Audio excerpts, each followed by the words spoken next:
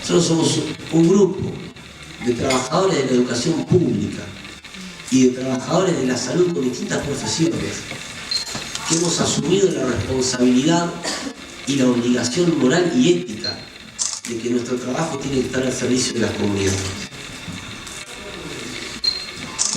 Pero no es necesario además que nos autonombremos y nos hagamos autobombo, porque todos estos trabajos demuestran que lo que estamos nosotros advirtiendo no es producto de una mente paranoide o conspiranoica, como lo dijo alguna vez alguien por Twitter. Lo que estamos diciendo lo dice el mundo, y lo dijo la IARC, a la que tampoco utilicé en esta exposición. Lo acaba de decir la Unión Europea, que hace 2 días decidió prohibir la prórroga del uso del glifosato. Entre otras cosas porque uno de los elementos que siempre sentíamos que nos faltaba cuando hablamos de estos temas, cuando vamos a las diferentes comunidades a compartir lo que hemos logrado construir como saber en nuestros andares, era ¿qué se hace?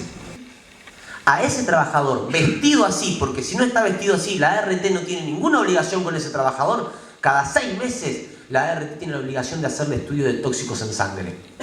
¿Por qué si alguien está así vestido, tan protegido y esa protección es buena, tengo que cada 6 meses hacerle un estudio de toxicidad en sangre? ¿Alguien me lo puede explicar como si tuviera 5 años? Me pregunto.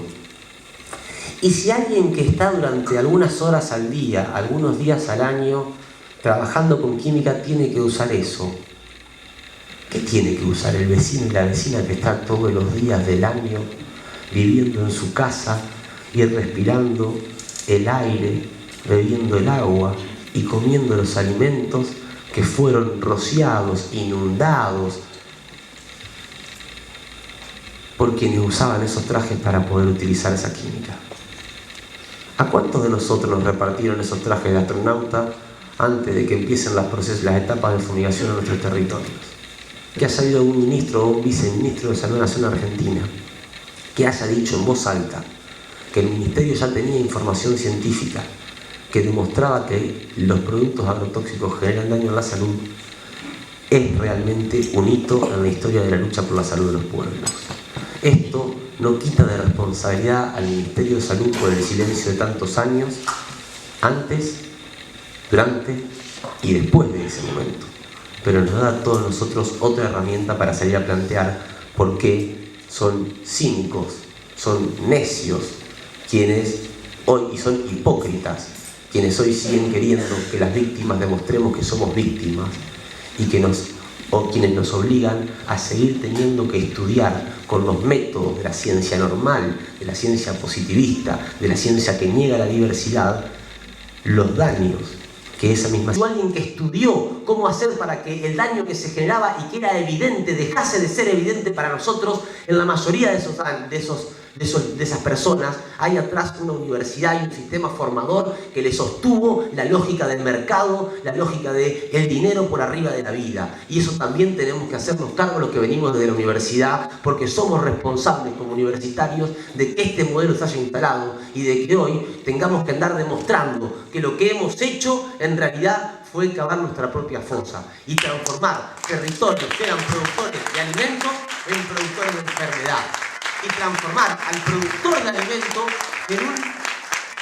en una persona que sin saberlo y sin quererlo generaba daño hacia sí y hacia sus vecinos, hacia su familia, y queriendo entonces enfrentarnos a las víctimas entre las víctimas.